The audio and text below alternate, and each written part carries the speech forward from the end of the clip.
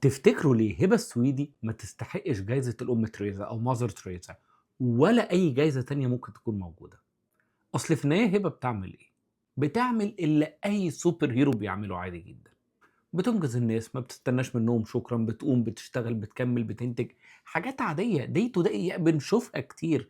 كل السوبر هيروز بيعملوها، يعني فرقت إيه؟ وندر وومن بتعمل الكلام ده عادي جدا.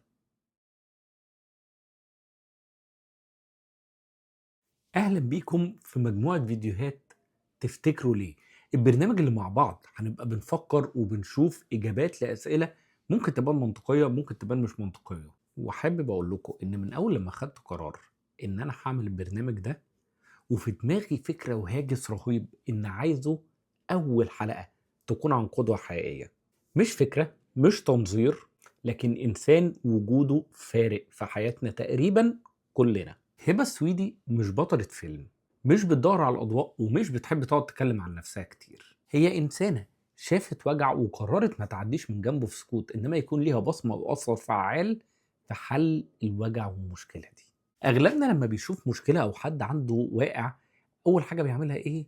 ربنا يشفيه، ربنا يكون معاه يا رب. صح؟ ولو أنت طيب قوي هتقوم واخده معاك في العربية عشان توصله لأقرب مستشفى. ولو أنت الشهامة واكلاك هتقوم رايح لبتوع الاستقبال وتقول لهم إيه؟ مالكوش دعوة، حسابه عندي أنا، ما تشيلوش هم مصاريف، المهم إن هو يقوم بالسلامة. هبة ما عملتش ده، هبة ما خدتش حد للمستشفى، هي بنت المستشفى. قررت إن الستر ما تبقاش مجرد دعوة، ده يبقى مكان ونظام وخدمة بتتقدم للناس. تفتكروا ليه في ناس لما بتشوف الألم بتكمل طريقها وتمشي، وناس تانية الموضوع عندهم بيتحول لمشروع حياة كامل؟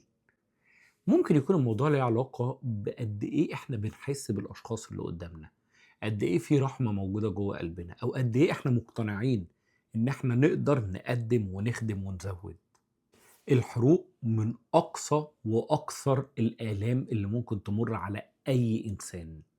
علاج طويل، تكلفة عالية، أثر نفسي صعب إزالته شوية، وصعوبة في رجوع المصاب ده لحياته الطبيعية الناتشرال النورمال اللي موجود ده واللي كان بيمارسها قبل ما يحصل له الحادث.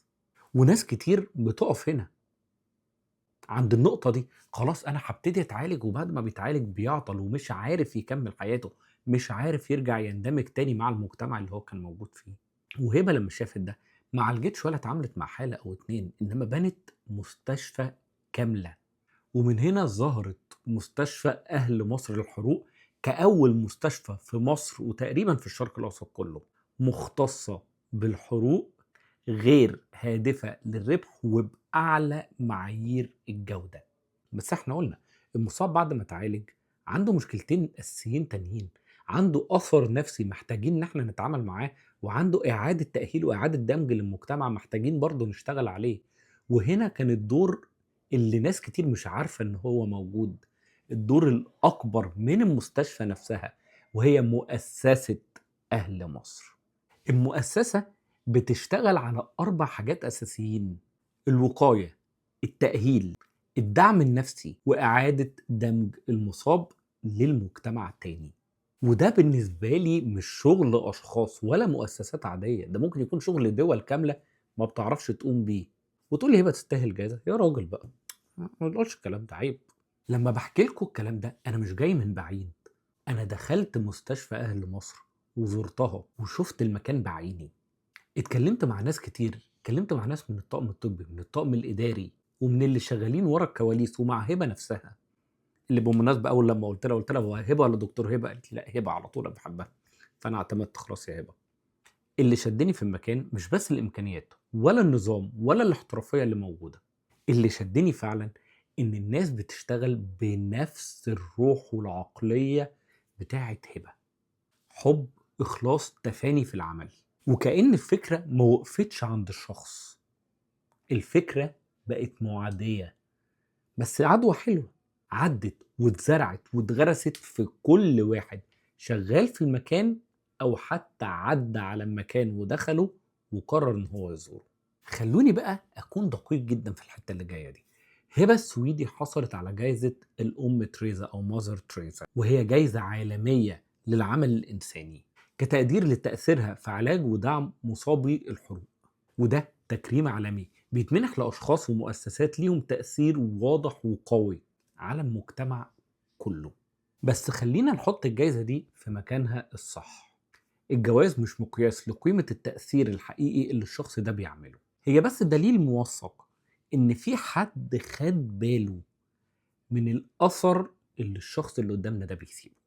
ويمكن هبة السويدي مش مستنية جايزة، هي جايزتها الحقيقية بتشوفها بعينيها، والمصاب داخل المستشفى بيتألم وتعبان ومتضايق، وبيخرج أحسن من الأول، أقوى من الأول، نفسيته تم التعامل معاها وتم التعامل مع إعادة دمجه للمجتمع تاني.